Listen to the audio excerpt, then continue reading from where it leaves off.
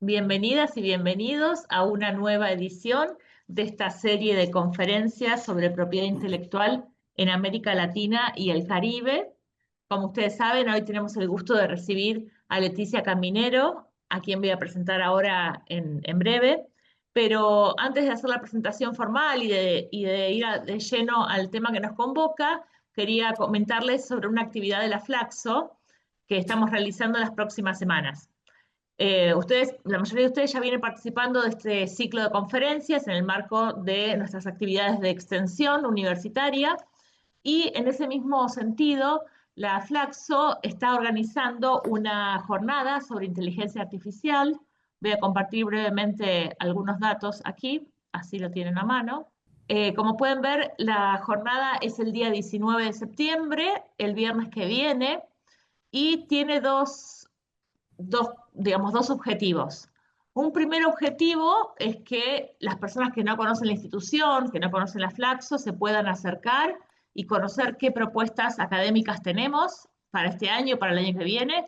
Ahí va a haber una serie de exposiciones, distintas presentaciones, distintos sectores de la universidad con propuestas de maestrías, de doctorado, de especializaciones, de diplomas, de cursos, y va a ser de una forma informal, donde la gente puede circular, tomar un café, conocer a los directores, a los profesores y conversar sobre eso.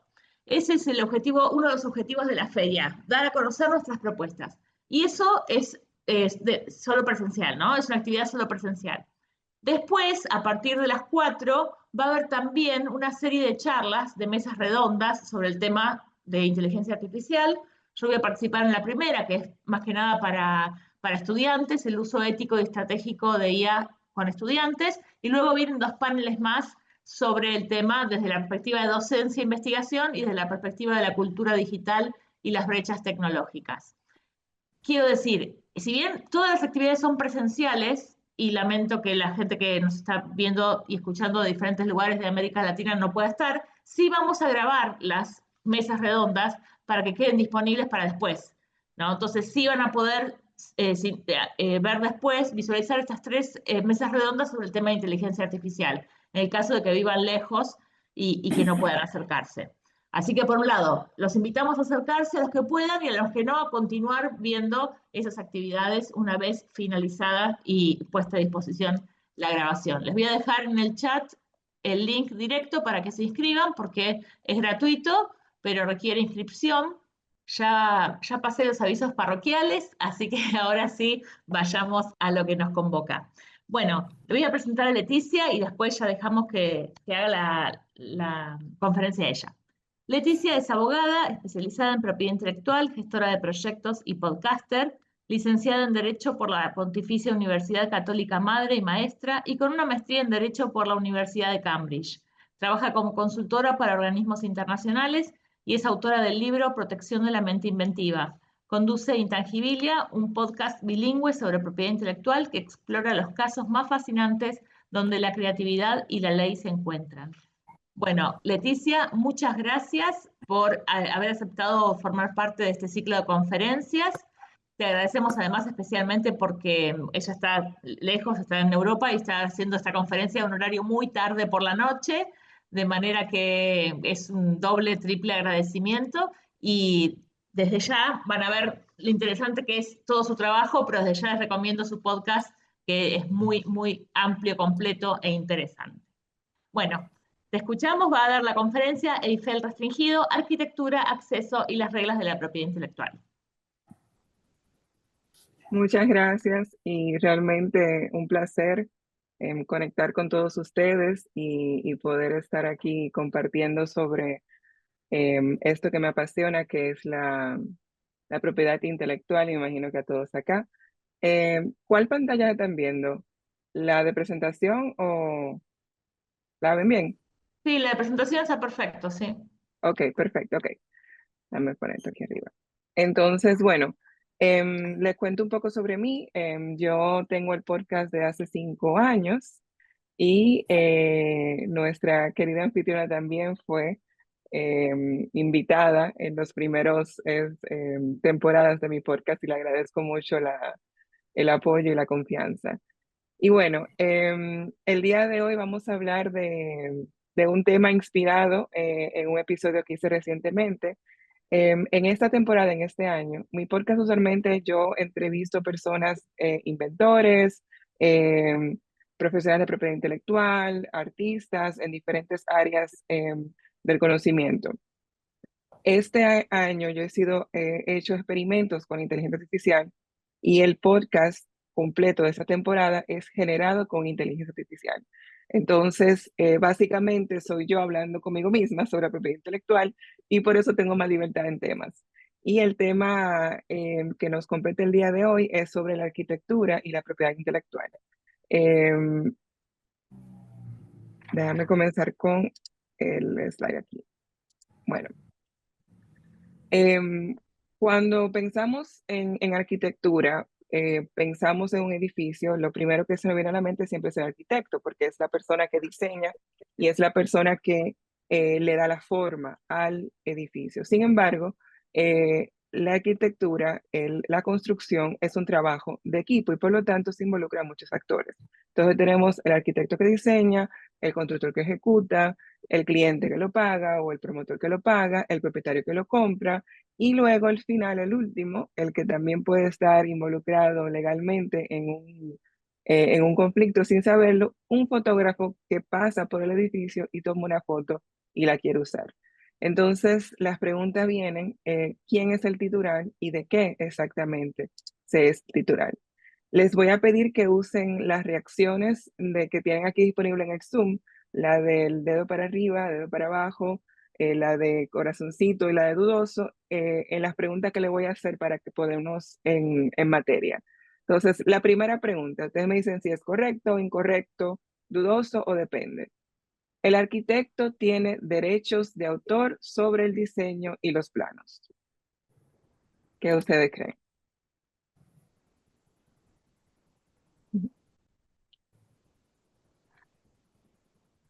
Ok, muy bien. Entonces, la próxima pregunta, ¿el constructor es también autor porque materializó la obra? ¿Sí o no?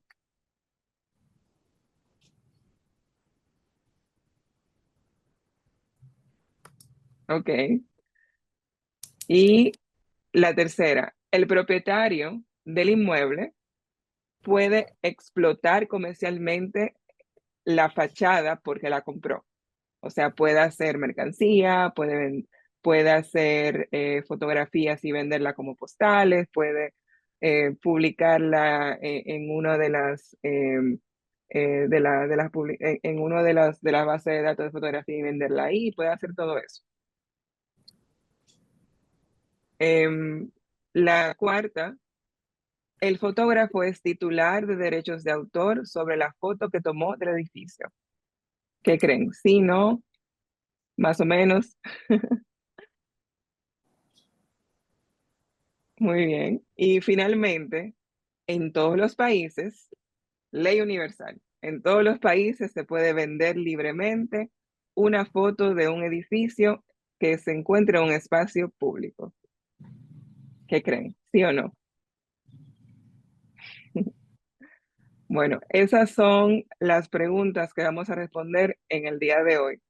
Algunos estaban muy bien, tienen buen instinto, pero vamos a ver la letra pequeña, que es siempre donde está la parte más interesante del derecho. Bueno, hoy vamos a ver la arquitectura como marca, específicamente como trade dress o imagen protegida, derecho de autor, diseño industrial y vamos a ver una excepción dentro de la propiedad intelectual que se ha denominado libertad de panorama y ha surgido en diferentes jurisdicciones. Los primeros casos que vamos a ver es cuando un edificio busca ser marca. ¿Qué es lo que debería de lograr tener un edificio para ser protegido bajo el derecho marcario, específicamente como trade dress? Entonces, en términos generales, para que se proteja, siempre, como sabemos, la marca es el identificador de productos y servicios con los consumidores. Entonces, la función de la marca, del signo que se protege, siempre debe poder probar que identifica ese origen. Y por lo tanto, se requiere que el diseño del edificio sea icónico y que no solamente sea funcional, no solamente que sea una columna con ventana o simplemente una fachada que responda a la función de un edificio y no tiene nada, una parte que sea un diseño que sea icónico o distintivo. El primer caso, a los que han tenido oportunidad de ir a la Florida, en la Florida está el Hard Rock Guitar Hotel, que es un hotel icónico. Todo el que ha pasado por esa parte de la Florida se queda inmediatamente hipnotizado por el diseño y por lo llamativo que es las luces, la forma, que es una guitarra y el hecho de que es un hotel adentro, de que las personas se hospedan adentro de esa estructura. Entonces, el Hard Rock Hotel se construyó en Hollywood, Florida, y aunque no ha sido objeto de litigio, sí funciona como una marca como Trade Dress, porque Hard Rock vende mercancía, vende todo lo que hacemos Hard Rock, vamos, sabe que venden un millón de cosas, desde taza, vaso, t-shirt, ropa, todo. Entonces, toda esa publicidad, todo eso está siempre con la imagen icónica del del Hard Rock Guitar Hotel, porque está protegido como una marca, porque cumple la función distintiva de que la persona inmediatamente cuando lo ven piensan en el Hard Rock Hotel únicamente. La función de ser hotel, de ser hospedaje, no corresponde a su forma y por lo tanto tiene una asociación inmediata y refuerza esa identidad que tiene el consumidor con la marca. Entonces, este caso, aunque no ha sido litigado, está protegido bajo el derecho marcario. Luego tenemos la otra cara de la moneda. Tenemos un edificio al cual sí fue objeto de litigio y se determinó que faltaba o que no tenía la distintividad suficiente. En los años 70 se construyó este hotel que vemos aquí en la imagen. Disculpa que no tengo una imagen con mejor resolución, pero es la mejor que pude conseguir. Para la próxima me doy un viaje a San Antonio y me tiro una foto verdadera. Y bueno, aquí tenemos la foto del Hotel Palacio del Río. Y el hotel fue innovador en la época que se construyó por la manera en que se construyó. Tenía unos bloques prefabricados, la fachada tenía balcones empotrados, entonces para la época, la manera en que se construyó fue innovadora. Sin embargo, el diseño en sí del hotel no es distintivo. Las personas cuando lo ven no inmediatamente lo asocian con el Hotel Palacio del Río. Es simplemente la fachada de un hotel como hay cientos o miles. Entonces, por eso se determinó que como carecía de distintividad no se podía proteger bajo el derecho marcario. Ahora vamos a pasar a otro tipo de protección dentro de la propiedad intelectual con respecto a las obras arquitectónicas. Vamos a hablar de cuando copiar planos es copiar creatividad. En este caso, como el nombre lo dice, el diseño se protege bajo el derecho de autor. Usualmente ese es el derecho que siempre pensamos cuando pensamos en obra arquitectónica, siempre lo asociamos con derecho de autor. Entonces, el derecho de autor que protege, protege protege los planos no solamente en plano simple, sino también en 2D, en 3D, los modelos digitales, el edificio en sí construido, siempre y cuando cumpla con el requisito de originalidad. Entonces, toda la manera en que se pueda manifestar la obra se protege bajo el derecho de autor. Entonces, al igual que en el derecho de marca, tampoco se protege la función del edificio o cualquier otra parte que sea simplemente funcional con respecto a la estructura del edificio. Lo que se protege es la parte original, lo que lo hace diferente. Entonces, esa protección, a diferencia del derecho de marca, a diferencia de los otros derechos industriales, es automática y no necesita registro. Ahora bien, como abogada, siempre recomendamos registro de todo el derecho de autor porque es lo que prueba que la persona es el autor y que prueba que esa obra fue la que la creó en un tiempo específico, en un momento determinado. Y siempre es bueno tener muchas pruebas en el caso de que se vaya a ir a litigio a los tribunales. Bueno, dentro del derecho de autor existen dos tipos de derecho. El derecho patrimonial, que es el derecho que permite hacer todo tipo de uso comercial de la obra, ya sea reproducción, venta, comunicación al público y demás. Y también tenemos un tipo de derecho que se llama derechos morales. Em, la cantidad de derechos reconocidos bajo este tipo varía de acuerdo a los países, pero usualmente siempre se encuentran estos dos que les menciono aquí. Entonces, los derechos morales que se quedan con el autor por su vida completa no se pueden renunciar, no se pueden transferir, siempre se quedan con el autor. Em, Son usualmente la paternidad, que quiere decir que el autor siempre tiene derecho a ser reconocido como el autor de la obra. Cada vez que su obra se hable de su obra, se le debe de reconocer como autor. Y la segunda es integridad, que esa es la que vamos a ver en los casos que vamos a mencionar en el día de hoy. Integridad significa que el autor se puede oponer a que se distorsione su obra o a que se cambie de manera tal o se modifique de manera tal que le afecte su reputación como autor o en este caso como arquitecto, como diseñador o como profesional. Entonces, esta integridad de la obra es el derecho que salvaguarda muchas veces al autor en casos de que ya se haya transferido la parte económica, pero se queda con esta parte moral del derecho. El primer caso nos viene desde el Reino Unido y es Signature Realty contrató a un arquitecto para diseñar un complejo residencial. Entonces, lamentablemente, el proyecto nunca se ejecutó, la obra nunca se construyó, por lo tanto, el diseño solamente existía en planos y solamente existía en abstracto, no en planos y en diseño, no existía en la realidad. Tiempo después, unos desarrolladores llamados Fortis Developments, que son competidores de esta empresa que contrató al arquitecto, em, tomó los planos y decidió hacer su propia versión del proyecto.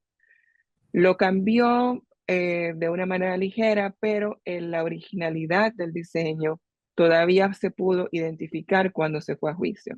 Entonces, la corte determinó que aunque aún habiendo algunos cambios, esos cambios no fueron sustanciales y la obra todavía se puede identificar. Por lo tanto, sí se determinó de que hubo una violación al derecho de autor. Entonces, en este caso, independientemente de que el edificio no se realizara, que esos planos nunca se usaran, el derecho de autor sobre los mismos se mantuvo. Entonces, por lo tanto, el uso indebido que hizo Fortis fue condenado en los tribunales. Luego tenemos un caso parecido que corresponde a un estadio de fútbol.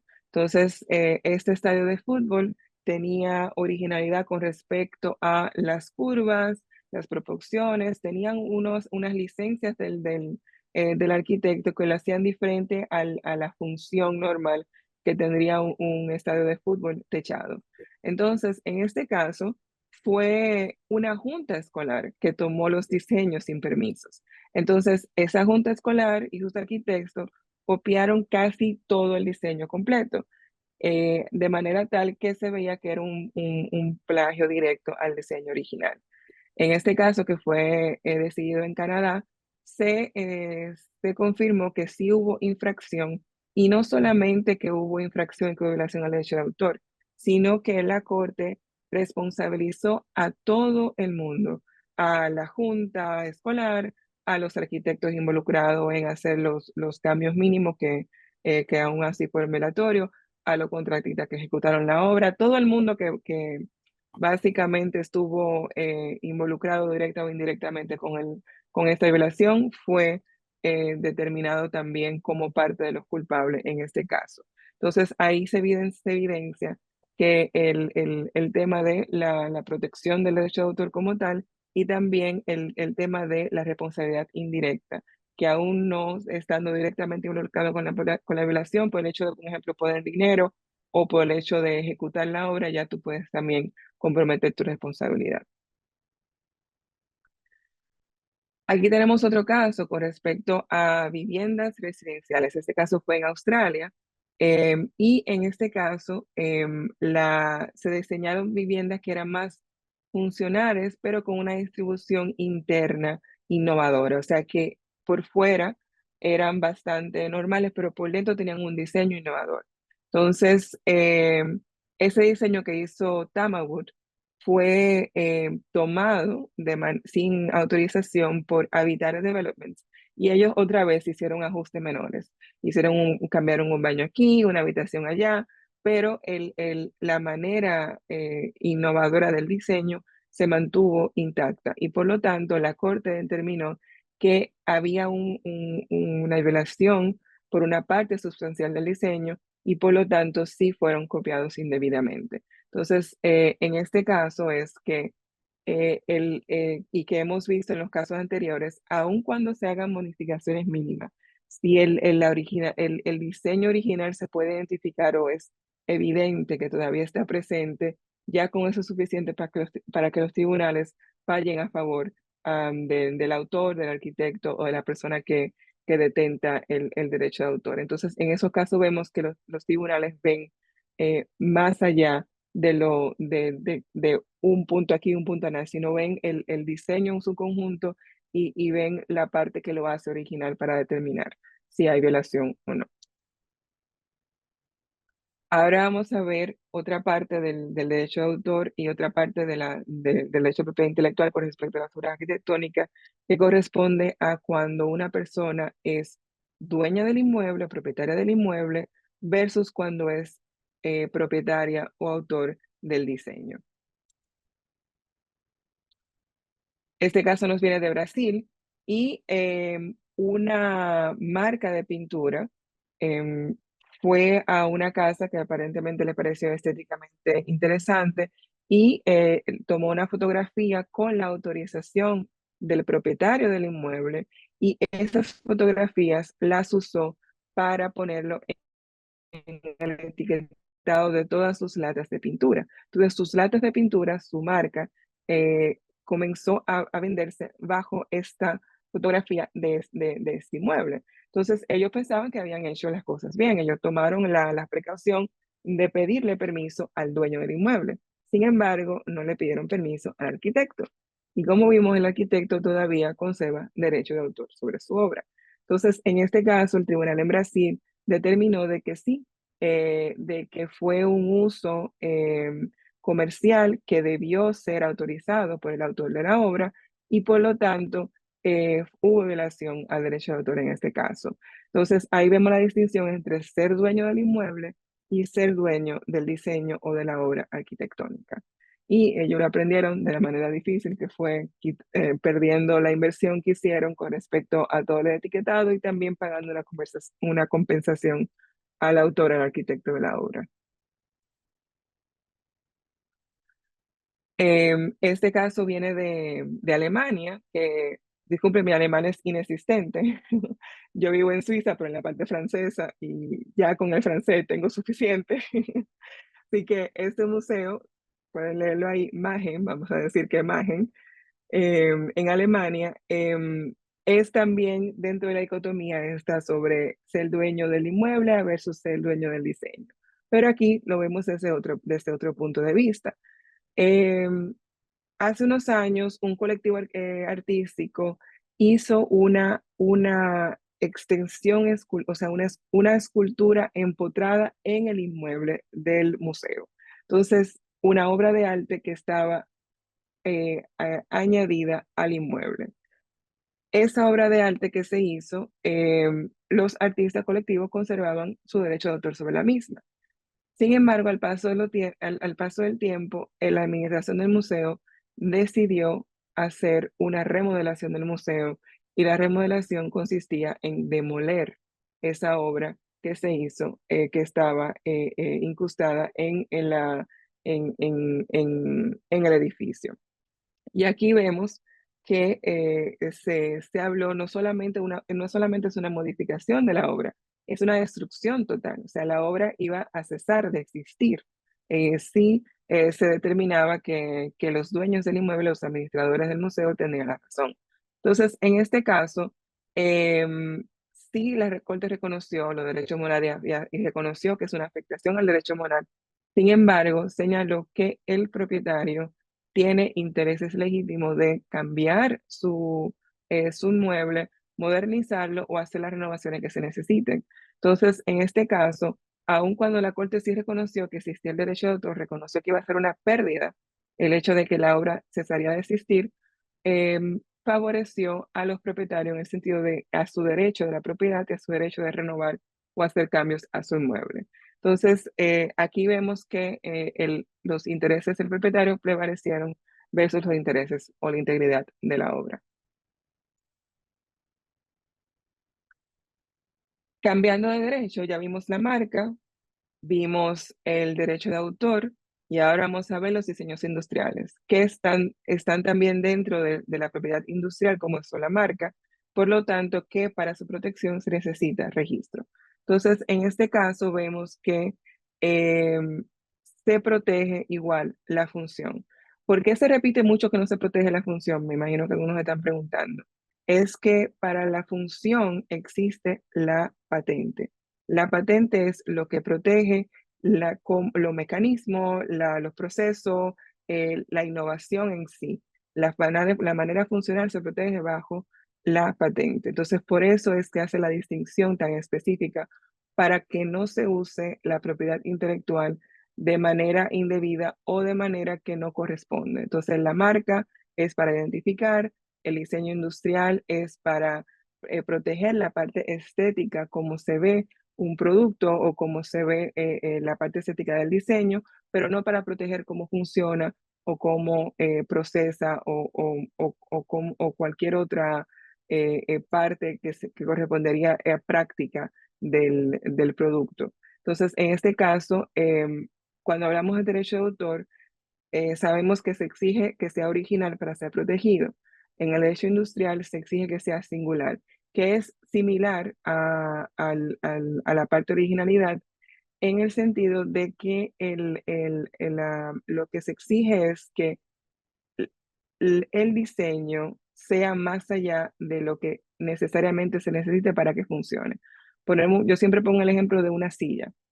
Una silla necesita patas para poder uno sentarse en ella. Entonces, las patas en sí mismas, el hecho de que tenga patas ya no lo hace un diseño protegible, pero la manera en cómo se diseñan esas patas, de cómo se hace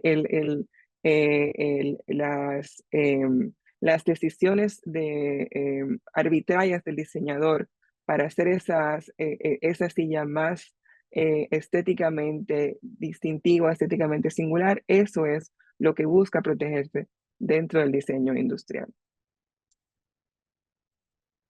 Entonces, aquí vemos un caso. Este caso yo no lo cubro en el episodio, pero lo quise traer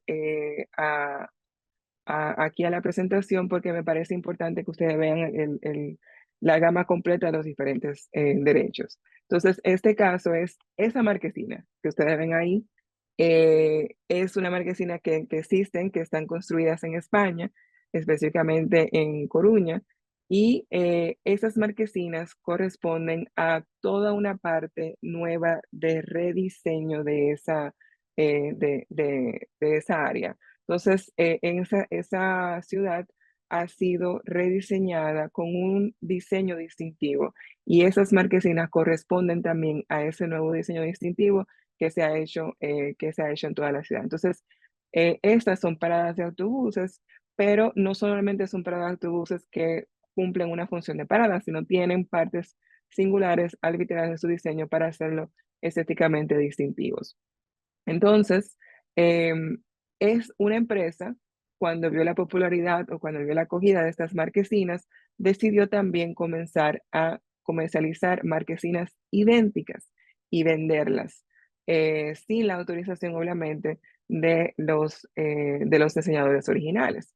Entonces, esto fue llevado a los tribunales y los jueces cuando estaban deliberando sobre la protección o no de estas marquesinas, lo primero que notaron fue que primero sí, ellos estaban correctamente protegidos, registrados como diseño industrial, o sea que ya tenían la protección que precisaba la ley con respecto al reconocimiento de diseño industrial, o sea, estaban registrados desde el 2015. Este caso pasó en estos días, o sea, que este caso pasó hace o sea, 10 años de que el momento que se registró, 10 años después comenzó este proceso. Entonces, ellos determinaron que reconocieron ese registro y reconocieron que sí estaba protegido ese diseño. Por lo tanto, las personas que comenzaron a vender esas marquesinas sin autorización fueron encontradas como infractores de ese diseño industrial. Entonces, en ese caso, el tribunal mandó a que separara la venta, la comercialización de esas marquesinas y se llamó a que pagaran una indemnización por los daños materiales y morales que han ocurrido por el tema de esa violación. Entonces, aquí hablamos de que el diseño industrial se puede proteger para instalaciones, se puede proteger para algo tan específico como marquesinas, para faroles que estén también en el espacio público, bancos que tengan un diseño igual, singular o diferente. Entonces, todo esto son maneras en que el diseño en este caso de marquesina, también se puede proteger dentro de la propiedad intelectual. Entonces, ahora vamos a ver la excepción o una nueva forma que se ha denominado libertad de panorama. Entonces, aquí yo le puse un título un poco jocoso, gracioso, cuando una selfie frente a un edificio se convierte en un problema legal. Entonces, aquí tenemos lo que se denomina como la libertad de panorama. En muchos países no existe como tal esta denominación libertad de panorama, pero sí existe dentro del texto de la ley o dentro de las excepciones de la ley. Entonces, la libertad de panorama lo que quiere decir es una excepción específicamente en derecho de autor que permite que cualquier persona tenga la libertad de tomar fotografía o filmar en los espacios públicos a los edificios o edificaciones o esculturas que se encuentran en esos espacios públicos de manera permanente. Entonces, esa libertad quiere decir que la persona puede sin ningún problema tomar fotografía, tomar videos de todo aquello que se encuentra en un espacio público de manera permanente. El objetivo de esa excepción es siempre el balance entre el derecho de autor y el balance entre la realidad de la vida urbana, de la manera cotidiana de que vivimos en un mundo que la mayoría de personas siempre o se está filmando o están tomando fotografía. Entonces, para que la persona tenga esa libertad también de usar los espacios públicos, vino esa excepción como una manera de buscar balance. Y la amplitud del derecho varía cuando hablamos de libertad amplia, queremos decir que significa que en esos países no solamente el derecho de tomar la fotografía o tomar el video, sino también que se puede usar para fines incluso comerciales. O sea que obviamente siempre excepciones aplica como siempre en el derecho, pero de manera general podemos decir que en Reino Unido, España, en Brasil, Chile, Perú, Belice y Jamaica, existe esta libertad amplia que corresponde a que lo que está en el espacio público de manera permanente sí se puede usar, se puede tomar foto libremente y se puede usar hasta para fines comerciales. De la otra parte tenemos la libertad limitada, que sí se puede tomar fotografías o videos para uso personal, pero no para uso comercial. Y dentro de esas excepciones tenemos a Francia, Italia, Nigeria, que tiene una ley específica con respecto a esto. Tenemos Costa Rica, Cuba, República Dominicana, que es de donde yo vengo, Ecuador, Haití, Honduras, Surinam, y obviamente me faltan muchos países, pero solamente lo puse aquí para fines ilustrativos. Entonces, en estos países, en esta libertad limitada, se pueden tomar fotografías y videos solamente para uso personal y no para uso comercial. Uso comercial requiere la autorización del autor. o del dueño de los derechos.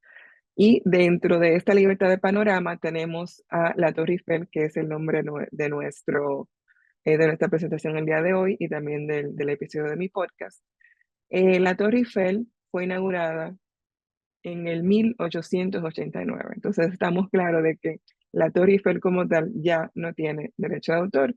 Él se encuentra en el dominio público, que quiere decir que cualquier persona puede hacer uso libre de su imagen. Sin embargo, en el 1985, o sea, unos añitos después que fue construida, se hizo un cambio a la Torre Eiffel, que es la instalación lumínica o las luces que se instalaron en la Torre Eiffel. Entonces, la manera en que se diseñaron esas instalaciones de luces y la manera en que se expresó esa obra, se considera como derecho de autor, como una obra de instalación, una obra protegida. Por lo tanto, el autor conserva los derechos de autor de la instalación de las luces de la Torre Eiffel. Entonces, eso significa que usted puede tirar una foto a la Torre Eiffel durante el día y vender esa foto, pero si la tira durante la noche, no la puede vender. Si está la Torre Eiffel iluminada. Entonces, básicamente es que ahí vemos una estructura que tiene diferentes derechos. Una está en el dominio público y otra está todavía protegida bajo el derecho de autor. Y este caso fue confirmado en el 2018, en el cual incluso el fotógrafo que trató de tener derecho a tener fotografías de la Torre Eiffel durante la noche, habló de la libertad de periodística o la libertad de expresión, y el tribunal, balanceando a través de los derechos, determinó de que no hay violación a la libertad de expresión del fotógrafo y que los elementos añadidos a la Torre Eiffel, la instalación de las luces, sí están protegidas dentro del derecho de autor. Por lo tanto, se consideran como una obra distinta a la estructura en sí de la Torre Eiffel. Y por lo tanto, hay que tener cuidado. O sea, se puede tirar fotos para usos personales, pero si es para usos comerciales, hay que pedirle permiso al diseñador de las instalaciones. Entonces, con eso se concluyen los 9 casos que vamos a ver del día de hoy con respecto a la propiedad intelectual y el derecho arquitectónico. Entonces, vimos cómo se puede proteger bajo marca, se puede proteger bajo derecho de autor, se puede proteger bajo diseño industrial, y vimos de que la protección puede vivir en diferentes lugares y se puede manifestar de diferentes maneras. Una cosa es el diseño, otra cosa es el edificio y otra cosa es las instalaciones que se le dan al edificio después. Entonces, en estos 3 universos pueden existir diferentes derechos, y por lo tanto hay que tener siempre ojo y cuidado cuando se vaya a hacer uso comercial de cualquier imagen. Y bueno, como último punto, quería también presentarle mi libro. Ya hablamos cuando me introdujeron, hablaron un poquito sobre él. Mi libro sale a la venta el 21 de octubre y es un libro puramente práctico. O sea, no es un libro de teoría, no es un libro hablando sobre toda la parte filosófica de la propiedad intelectual. Es un libro práctico porque mi podcast tiene el propósito de hablar de la propiedad intelectual de manera clara, de manera sencilla, para que todo el mundo lo entienda, porque todos tenemos propiedad intelectual protegible. Entonces, mi misión es que conozcamos nuestros derechos para poder protegerlos y para poder también aprovecharlos de manera correcta. Entonces, en el libro yo tengo ejercicio práctico.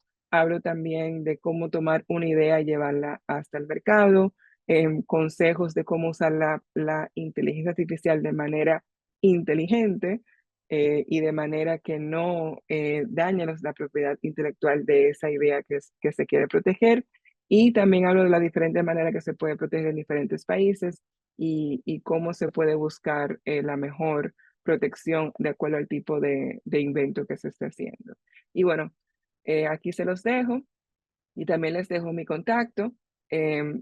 aquí tengo mi Instagram, mi TikTok. Si me quiere ven haciendo videos graciosos sobre mis episodios, ahí estaré. Y también hablando sobre la vida cotidiana de una madre de dos bebés. También está el TikTok para eso, para el desahogo. Y en la página web pueden encontrar todos los episodios de mi podcast, pueden encontrar el link al libro y también pueden encontrar información práctica. Y bueno, y quedo aquí a la orden para cualquier pregunta. Bueno, Leticia, muchas gracias por esta conferencia, presentación. Fuiste muy clara, como siempre, tu objetivo de comunicar de manera sencilla temas arduos, creo que está más que cumplida. Ahora voy a ver si hay preguntas del público. Mientras tanto, te hago unos breves comentarios o preguntas de mi parte que me fueron surgiendo, ¿no? Por ejemplo, pasa habitualmente que en productos como una botella e incluso en arquitectura hay una posible superposición de derechos, como vos bien exploraste cómo se puede proteger una obra arquitectónica desde un lugar, desde otro, parándote en diferentes elementos. Pero entiendo que en algunos casos el autor puede elegir qué sistema de protección, la persona, mejor dicho, no el autor, ¿no? Porque si no, yo estoy diciendo que lo va a proteger por derecho de autor. Es decir, el arquitecto podría elegir si protegerlo como marca o por derecho de autor, o según el caso podría ser diseño. En esta posibilidad de elección, ¿vos tenés alguna idea de cuál es la estrategia más conveniente? Depende del caso, porque siempre es una discusión entre abogados de cuál es Sí, la mejor estrategia para este tipo de cosas.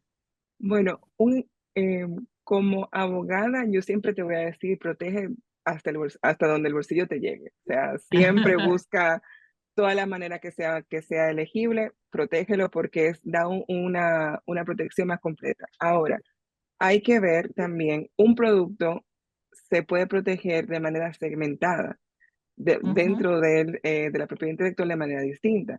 Entonces, lo más obvio que tenemos es el teléfono. El teléfono, mira que no sale bueno. Aquí se ve la foto de mis niños. El teléfono, ¿verdad? Es por fuera, la parte estética del teléfono es diseño industrial o en Estados Unidos se conoce como patente de diseño. Entonces, esa parte estética de cómo se ve el teléfono está protegida. Cómo funciona adentro también está protegida como patente. Cómo se ve la parte de la interfaz está protegida como derecho de autor y en algunas jurisdicciones también se puede proteger incluso como patente, como en Estados Unidos y en el Reino Unido. Y obviamente la manzanita está protegida como marca. Entonces, y también incluso hasta se podría buscar en algunas jurisdicciones protegerse como derecho de autor. Aunque en Estados Unidos no se podría, porque en Estados Unidos sí el derecho de autor tiene una parte más funcional, funciona más como comercial que artístico, entonces ahí no se permite la protección. Entonces, lo importante de cuando una persona tenga un producto, de cuando tenga una obra, es entender cómo lo va a poner en el mercado, para qué fin lo va a poner y así también ve cómo se va a proteger y obviamente el presupuesto. Porque si yo tengo presupuesto cero, el derecho de autor es lo ideal, porque primero, usualmente en nuestros países el registro es hasta gratuito o es mínimo lo que se paga para proteger el derecho de autor y no es necesario el registro en buen derecho porque se protegen desde que nace. O sea, desde que yo hago el diseño, desde que yo pinto el cuadro, escribo la canción, ya inmediatamente nace el derecho de autor. Lo que se recomienda siempre es el registro para poder usarlo como prueba en el caso de violación. ujú. Dentro del punto de vista de los otros derechos, tenemos también en el caso de que si ya el producto, como se ve, un ejemplo, tiene un paquete distintivo, como yo siempre, un ejemplo, vendo mis velas dentro de con un cilindro específico, con este color rojo, y todo el mundo que vende velas o todo el mundo que compra vela sabe inmediatamente identificar mi vela en el mercado, entonces ahí yo puedo poner esa vela y protegerla como marca. No solamente el logo, ¿verdad? Que es lo más obvio protegerse como marca, pero la parte tridimensional, la fachada, o sea, como se dice trade dress, cómo se vende en el mercado, eso también yo lo puedo proteger como marca. Entonces ahí yo tengo que conocer muy bien mi clientela, mi consumidor o mi público para ver si ellos ya desde que ven mi producto lo identifican. Entonces, si yo veo que eso está pasando, tengo que protegerlo porque significa que otras personas se van a aprovechar de esa distintividad y la van a querer copiar o la van a querer aprovechar a su favor. Entonces, sí, eso lo más importante siempre es reflexionar, entender cómo se está tratando mi obra o cómo se está tratando mi producto en el mercado, conocer mi presupuesto y también se puede hacer protección escalonada. Comenzamos con derecho de autor, seguimos con marca y después vemos cómo se puede hacer las otras cosas. Una parte importante es que el diseño industrial debe de ser novedoso. O sea, que en el momento que se pone en el mercado, si yo lo quiero proteger como diseño industrial, tengo una ventana, usualmente son 12 meses en nuestros países para protegerlo como diseño industrial, pero se puede proteger con otros tipos. Entonces, ahí lo dejo la respuesta porque si no puedo seguir dando más ejemplos. Muy bien, muchísimas gracias. Después, un par de cosas más y hay alguna pregunta del público. El caso interesante que trajiste de Alemania, ¿no? Respecto de la obra que está dentro de un museo, podría ser una obra hecha en una casa cualquiera, en un edificio cualquiera. Me interesa la cuestión de la destrucción, ¿no? ¿Hasta dónde llegan los derechos morales del autor cuando las obras arquitectónicas tienen una vida útil que puede ser muy larga o muy corta y que por muchos motivos puede cambiar? Alemania tomó esa decisión de poner por encima, digamos, la propiedad física antes que la propiedad intelectual. Hay Ujú. países donde esto no ha sido así, es caso por caso, judicial. ¿Sabés si existe alguno que tenga una legislación que aplique directamente esto o es jurisprudencial? Es más jurisprudencial hasta donde conozco y es un tema de que cuando se habla de propiedad privada, usualmente los tribunales son muy conservadores. Entonces, Ujú. yo he visto casos que usualmente siempre es favorece a la propiedad privada. Entonces, cuando se encuentran con la propiedad privada versus el derecho de autor, en esos casos se determina de que, bueno, el dueño del inmueble tiene derecho a renovarlo, tiene derecho a cambiarlo, tiene derecho a tener libertad dentro de su propiedad a hacerlo, porque de ahí viene los pilares de la propiedad, de la propiedad privada, que es que yo tengo libertad de hacer con propiedad lo que yo quiera hacer dentro del marco de lo legal, obviamente. Entonces, eso es la parte que yo he visto que siempre se favorece la propiedad privada. Y también en muchos de esos casos, el propietario del inmueble siempre dice que la renovación es necesaria para mantener la estructura o que es necesaria porque hay que hacer cambios que son para la viabilidad del inmueble o el inmueble se va, dentro de unos años se va a volver inhabitable porque si no se cambia hace daño. O sea que muchas veces van un poquito más allá de solamente meramente la propiedad privada y habla mucho un tema de necesidad y lo ven Ujú. como una parte de que oh, se va a perder todo si no hacemos este cambio. También lo usan así para añadir más a su argumentación. Entonces yo creo que también eso ayuda a que los jueces usualmente dicen, bueno, si es un tema de necesidad, es un tema que la balanza se va más a la propiedad privada en ese caso. Buenísimo. Y después, respecto del caso de la Torre Eiffel, yo imagino que lo que sucedió con esta instalación de luces se lo interpreta como una obra derivada, ¿no? De la Torre Eiffel, en sentido jurídicamente hablando, para que no se pueda hacer un uso comercial, por ejemplo. En este caso se ve como una obra independiente. Se ve como Ah, una obra de instalación, que es un arte de instalación, y se protege de manera independiente. O sea que lo pero que está está bien, de protegido manera es, independiente, pero está montada sobre la Torre Eiffel. ¿Cómo exacto, sería esa cuestión? está montada sobre la Torre Eiffel, sí. Claro, Y continúa la forma de la Torre Eiffel porque es la forma que continúa. Pero en ese sentido, la interpretación es que la manera en que él eligió de cómo poner la bombilla en cada forma, esa es su expresión original. Entonces, eso es lo que se ve como una claro, parte independiente a la Torre Eiffel. claro. Bueno, acá hay una pregunta de Silvia. que te la Ujú, hago, creo que entiendo lo que quiere decir, pero por las dudas la leemos. Bueno, te agradece, hay muchos agradecimientos y felicitaciones de parte del público, sí. les encantó la charla. Y Silvia se pregunta respecto de la Torre Eiffel también, si se puede decir que Francia posee derechos sobre su uso considerando que está ubicado en ese país, ¿no? Mm. Eh, bueno, ahí tenemos un tema muy interesante, el tema del Estado versus la propiedad intelectual. Hay muchos casos interesantes de cuando el Estado no toma en consideración la propiedad intelectual y hace uso de ella. Lo hemos visto muchas veces en casos de necesidad por tema sanitario, en el caso de patentes de medicina, se toman y se hacen licencias obligatorias para que se continúe la producción de la medicina. Se toman obras también que son vistas como identidad cultural y son parte de la expresión cultural del país y por lo tanto se toman como parte del patrimonio y ahí tienen una protección especial, pero el autor o los descendientes pierden el control sobre esa obra.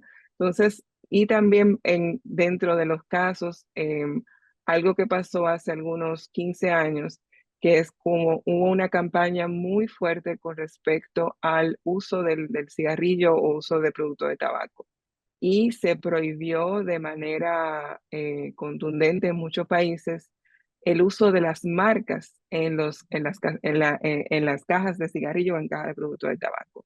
Y las tabacaleras, para contrarrestar esa medida, dijeron que era una expropiación de su marca que le Ujú. estaba haciendo el Estado porque no le estaba permitiendo disfrutarla. Entonces, ahí hay mucha manera de verlo, mucha manera interesante de verlo, pero habría que ver en la práctica, porque yo me atrevería a decir de que si ellos lo hacen de manera arbitraria, el autor fácilmente podría hacer cualquier tipo de acción. Que la acción vaya a buen puerto, de que se logre o no, eso es otra cosa. Pero siempre si ellos lo hacen de manera de que, bueno, es un tema de interés cultural o es un tema que va más allá es un tema de interés colectivo, se podría buscar la manera, o si ellos lo compensan, no piden permiso, pero sí compensan al autor, entonces ahí sí se podría ver un poquito más mejor, se podría ver un poquito más balanceado. Pero sí, o sea, no hay una respuesta directa a esa pregunta. Es muy interesante y es una rama de investigación que deja mucho, porque obviamente siempre cuando se involucra el Estado y con los poderes que tiene frente a las personas, siempre hay una relación de desbalance. Sí, pero también porque de alguna manera representa el interés público, ¿no? O podría Sí, representar en el exacto. mejor de los casos. Y en ese sentido es la autoría o el interés individual del propietario, que está muy bien, que tiene un montón de derechos, pero también el interés de la ciudadanía a disfrutar de los bienes culturales. El caso de la Torre Ujú. Eiffel encima es un ícono mundial, ¿no? Exacto, y Entonces, todo el mundo que va a París se tira la foto en la Torre Eiffel y espera a que claro, se ilumine, porque esa es la parte también más interesante. Tú espera ahí en el frío a que se ilumine y tú quieres tirar la foto y usarla. exacto. Bueno, Déjenme bueno, dejarle que veo que están pidiendo la página web, se la voy a poner aquí en el chat para que la sí, tengan por a mano. favor. Así pueden acceder y vamos a estar atentos a la salida del libro. Es el 21 de octubre que sale en formato digital y también en formato físico, o sea, para Ah, los que, buenísimo. a como le gusta leer digital, si le gusta leer digital y también si le gusta leer en portada dura y en portada blanda, o sea, que en las tres opciones la tiene. Está muy bien. Bueno, muchas gracias, Leticia, por haber compartido este rato con nosotros. Fue un gusto tenerte acá y hablar de todas estas cosas que la verdad son tan interesantes que da para una larga charla y ahondar en casos, ¿no? Y en un montón de cuestiones. Agradezco también al público que nos sigue ya hace unos cuantos meses. Algunos ya les conozco la cara, los nombres, a otros no tanto. Y invitamos a la próxima reunión, la próxima conferencia que es el 13 de octubre Ahí va a estar Ken Chandler hablando sobre las directrices de patentes farmacéuticas en la Argentina. Nos quedan 2 sesiones más por este año, de manera que, bueno, nos seguimos contactando por las redes y dando toda la información pertinente. Gracias de nuevo, Leticia. Un aplauso virtual. Muchas gracias a ustedes y un placer compartir. Y aquí estamos aquí a la orden, me pueden contactar por mis redes y yo con gusto también le contesto por ahí. Muy bien. Buenas noches para ti. Buenas tardes, buenas noches para el resto. Nos estamos Gracias. viendo.